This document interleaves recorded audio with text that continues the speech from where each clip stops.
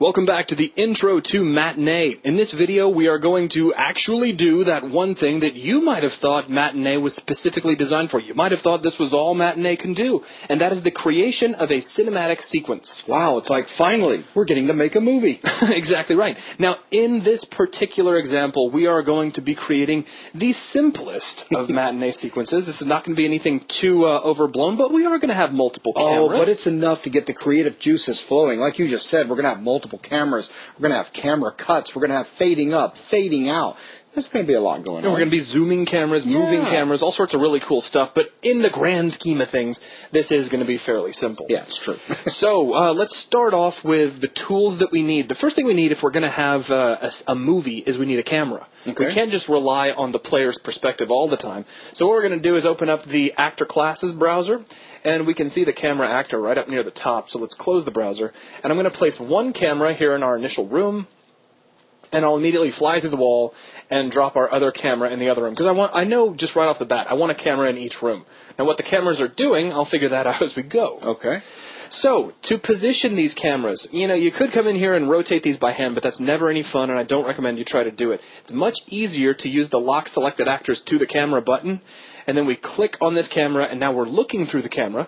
And not only that, any motion that we make to the viewport will be translated to this camera. Of course, you need to be very careful when you're using this feature because it is easy to keep it locked and not realize it, and once you get it lined up, then accidentally move it. Yeah, when you're done, turn it off. That's what it boils down to. So what I'm going to do is I'm going to put us really tight up on this doorway because we're going to discover that while this doorway, if this door was in the real world, we might think that an average person might come to about here on it.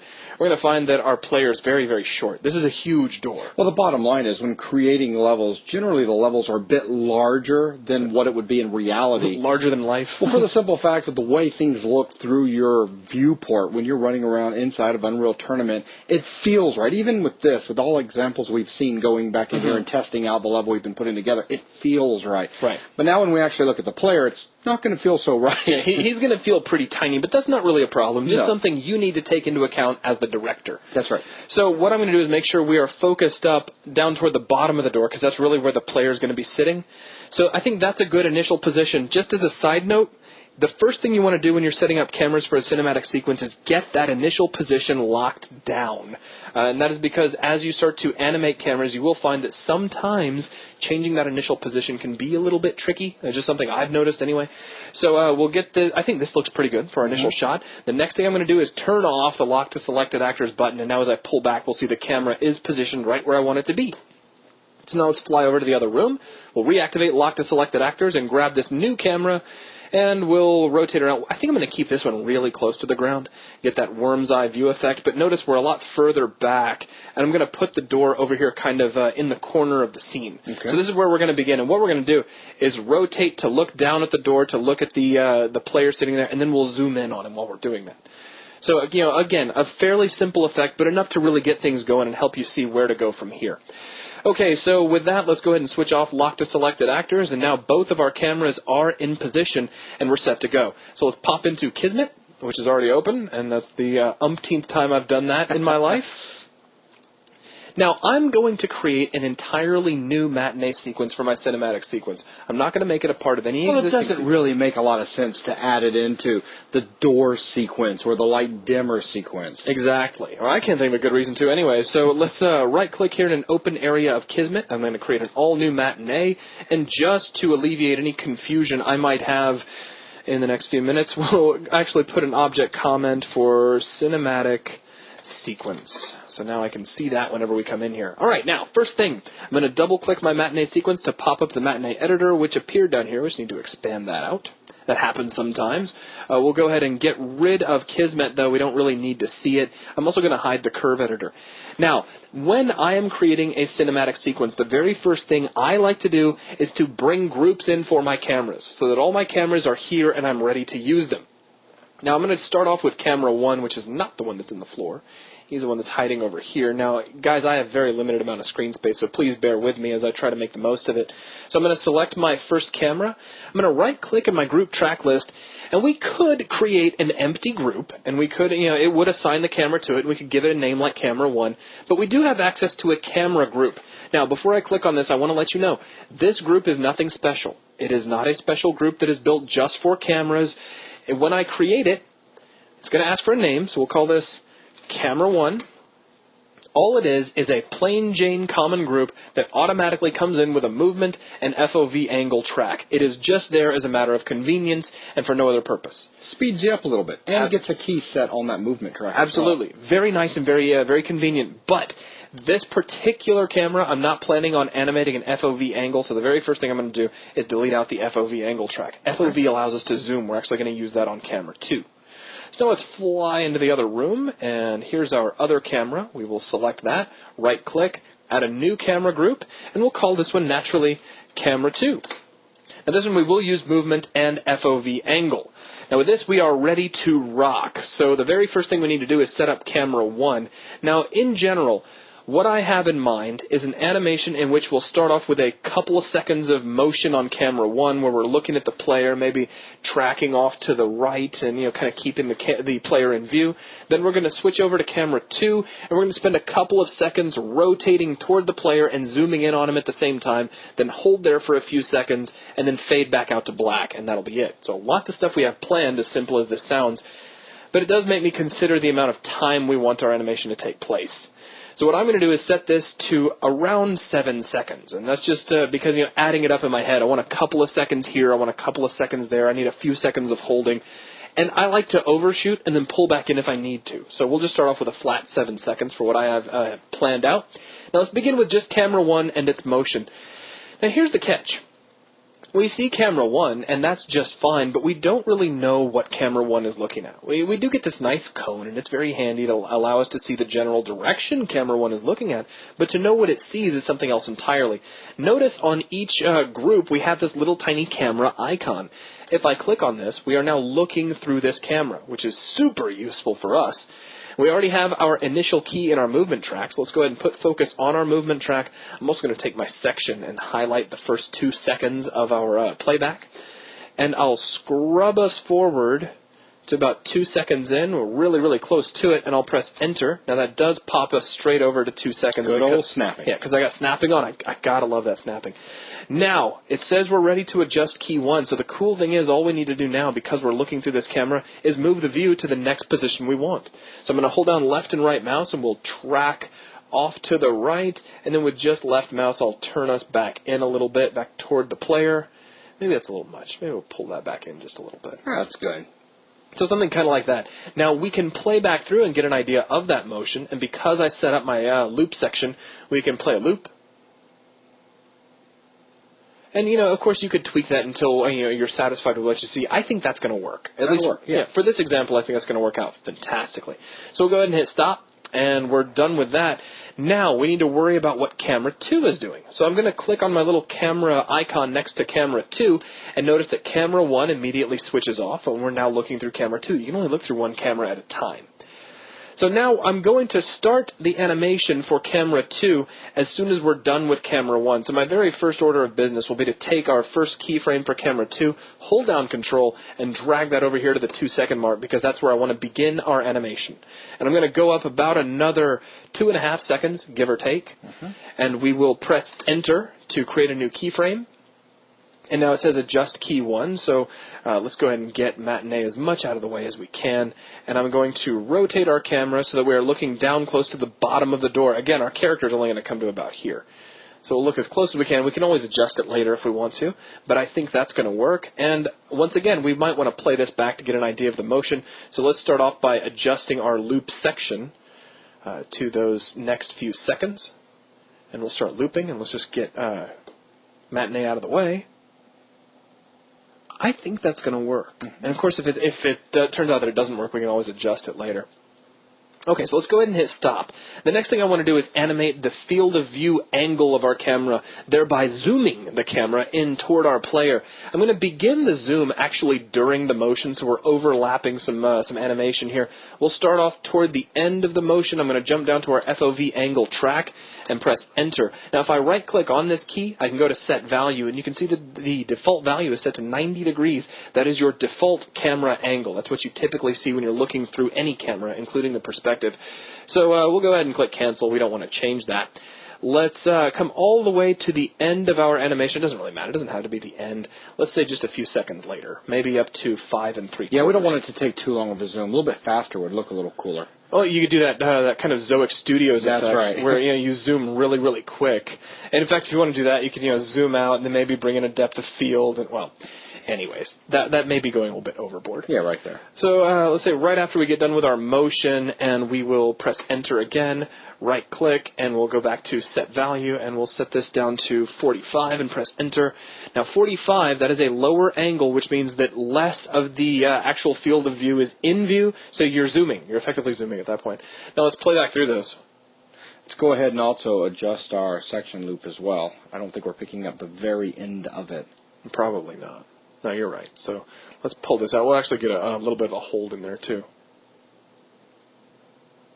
So that's pretty good. I think we might have turned a little too far. Okay. So I'm going to pull our camera back a little bit. So what I'm going to do is stop. Let's go back to our movement track. That's being picky. How about this? Just add a little bit of extra motion here, a little bit later on, where you kind of realign it. Start kind of pull it back a little bit. Yeah. All right. So I'll put this all the way at the end so we get some constant motion throughout. Okay. Now, if this was something hardcore that I was going to spend a lot of time on, I would spend a lot more time worrying about what the camera's looking at. But just keep in mind, this is more of an example than anything else.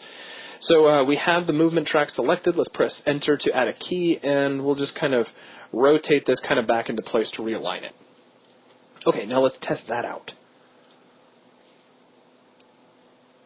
Whoa, we look down at the floor. Yeah, a little bit of overshoot in there because of the interpolation, because of our curves. That's right. Now, you say overshoot, but we need to show people what overshoot is. So the first thing I'm going to do is I'm going to pop over to a window and show our properties, because there's an interesting thing you might not know about movement tracks. By default, they only show translation. Right. Before you even click on that, let's go ahead and bring our curve editor up. Okay. So we can show there's no overshoot in there at the moment. Well, hang on. I got to get really add it in. Clever with screen space for just a second. So let's go ahead and bring in the movement track. There we go. And we can frame it all up. And it is framed up. Okay. Everything's dead because we're not moving the camera at all. So if you take a look in here and you notice that there's no motion and you start to get scared, it's because by default, all we're showing is translation curves. We don't really need translation curves because we're not moving the object. We need to show rotation curves. Aha. And now we have all sorts of stuff. And you can see that overshoot. And the overshoot takes place when the editor tries to keep the curves nice and smooth. And it means that, we're rotating to this point along our animation. But as soon as we get there, because it's trying to keep those curves nice and smooth, we end up going way beyond that and then coming back to our next curve. That's a bit problematic. And the easy way to fix that is to just click on the flatten tangents to axis. Bink. And that narrows that down. Now that means we are going to slow our rotation down as we get to this point and hold there for just a fraction of a second before we start to do our kind of compensation, but I think that's going to work out okay. Let's go ahead and close this. You sure you want to close it? I didn't mean to close it. I was going to hit maximize and my brain was like, no! But with it open... close the curve editor portion of it. Yeah. There we go. And now we have access to all the things we need. So let's go ahead and loop the section again. And we're not looking through the camera, so let's make sure that we do switch over to camera 2. So down. Much better. Now there we down go. Through the floor. And I still might want to adjust that one key a little bit, because it looks like we're looking a little bit too far to the left. But that's okay. I mean, that does allow us to show how to edit a quick key. So let me stop our playback. We can click on this curve, and notice it just says adjust key 1, so I can just come over here and right mouse, pull us back just a little bit, and that fixed it. So now we're looking in an entirely new direction. And, of course, we've got to be careful with any adjustments that may have caused to our tangents as well. Which, yeah, we do have to go flatten those back out. So let's go ahead and grab these, flatten them back out to the axis, and there we go. And then we can play back through that. Did I close that again? You did. I'm telling you, I'm getting all excited. It's just that this is so cool, and I just want to play through it. So, boom, and we need to make sure we're looking through our camera, and we don't have enough screen space to do that. So let's make sure we look through camera 2. Much better. Yeah, I'm liking that a whole lot better. Now, here's the catch. The very first catch is that we have these two cameras in place, but we have no system currently by which to decide which camera we're going to look through and when. In order to do that, we need a new kind of group and track altogether, and that is the director group. So what I'm going to do is right-click here in my group track list, and you'll see Add New Director Group. Now, here's the cool thing. You can only have one director group in a matinee sequence. Yeah, could you imagine trying to have multiple directors directing a movie? They do it sometimes. Yeah, they do. I hear it's fun. Yeah, I've heard it's pretty messy. Anyways, here's something interesting, though. Notice the director group has effectively split our window in half. It gets its own section. So just to let you know, the director is very special. He gets his own trailer and all that sort of thing. So we have a director group and the director track. Now, the director track allows us to control camera cuts. That's his whole purpose, and it's very, very easy to use. In fact, it's almost frighteningly easy to use. Let me go ahead and take our Fit Loop Sequence button. We're going to click that to get everything all nice and fit within our... All 7 seconds of it. Exactly.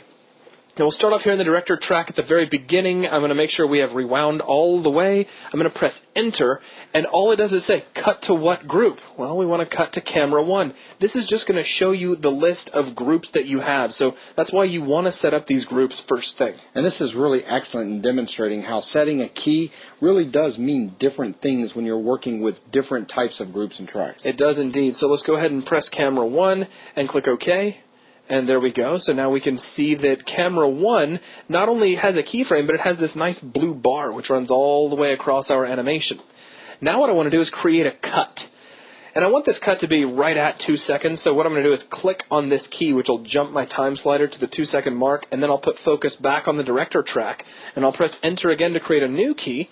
And we'll set this to camera 2 and press Enter, and now we get an entirely new color-coded bar indicating that we have a different camera we're looking through now. Now here's where it gets really cool. Notice we have a little camera icon next to the director group. We can click on this, rewind our animation. Let's make sure we are looking through that guy. Let's hit play, and we'll play through one camera, and then switch to the other. And let me try to get Matinee out of the way as best I can. So let's wait for that to cycle, because it's going to take a few seconds. Oh, it only played through once because I didn't click loop. There we go. So now we get to see the result of all our cuts, and now would typically be a good time to go in and start making edits and things like that. But we're not done yet. Oh no. The next thing I want to do is create a fade in and a fade out effect. Now I'm going to take my sequence here, and we're going to zoom out of it just a little bit so I can see everything. And the very first thing we need to do to create a fade is to create a fade track. Now, a fade track is something special that you can only apply to a director group. So I'm going to right-click up here inside my director group listing, and you'll notice that, I need to right-click directly on the director group. You'll notice we have 4 new tracks that we can only add directly to a director group. These can't be added to anything else. So let's go ahead and add a fade track, and it pops in right here. You saw me. I was looking at that slow-mo. Yeah, I know. Time, baby. I know. And it's like we're not doing anything near interesting enough to warrant it, but that is a pretty cool track to play with. They also have color scale. You can multiply all of your colors by other colors to really change the hue, the overall tone of your cinematic sequence. All kinds of really cool stuff you can do. But let's just start simple with a fade. And so here we need a key for this, so let's put focus on the fade track. At the very beginning, I will press Enter, and that drops a key. If you right-click, you can go to Set Value, and by default, your first value is going to be 0. That is the amount of fade out. So there's no fade out. No fade. So we're going to start off by setting this to a value of 1, which is going to leave our sequence at black. Now let's go in about, say, half a second. No, maybe half a second's too much for a fade in. We want this to go fairly quickly. So I got it to about 0.327, which should go, I think, around to 0.3. So we'll add a new key, right-click, and it automatically set the value to, make sure it set it to 0. But I like to check everything. But we can see everything got bright again. So as I scrub, whoop, nice. The lights fade in on us. And it might not be a bad idea, if you're really picky about your sequences, to loop through that and see how quick that's coming in, see if that's what you're looking for. I don't know, maybe you want your fade in to take a little bit longer. So we could just grab that key, drag it maybe a couple of notches over. I like how everything dimmed for us. There you go. So a little softer. Okay. Okay, now we just need to fade back out, and I'm going to fade out a little more Let's do a full 1 second fade. Okay. Just for the fun of it. So we'll come over here to 6 seconds, and we'll press Enter, and we know the value is already set to 1, but if you wanted to check it, you could confirm. I'm sorry, it said 0. We have no fade. I always get it reversed in my head. That's okay. All right, so now let's go ahead and drag all the way to the end of the animation. We'll press Enter, and now we need to fade this completely out. So we'll right-click, Set Value, and I'll set this all the way up to 1, press Enter, and we can scrub back through. Or, of course, you could, again, take your sequence and drag it over here. Oh, wrong guy. And then just loop through this a couple of times just to confirm you're fading out the way you want to. Nice. And with that, we are pretty much set to go as far as the animation of our cinematic sequence is concerned. Now, there are all sorts of other things you could potentially animate, and it's so much more than cameras. There could be pawns that you've brought in, and you could add movement tracks to them, and then add animations to them as well to make characters move around. You could have animated elements such as, cars driving through the scene. There's particles, explosions, the list goes on and on. Oh, yeah, there's so many things you could do, and this is the simplest example in the world, but let's take one more time. Let's fit our sequence to our entire loop, and let's play through it one last time so we can catch the whole thing with our fades in place. And then we fade out. Nice. So there we are, and that's going to take care of the lecture for this video. Now, in the next video, we're going to show how we can actually turn this into an effective cinematic sequence that will work in our level.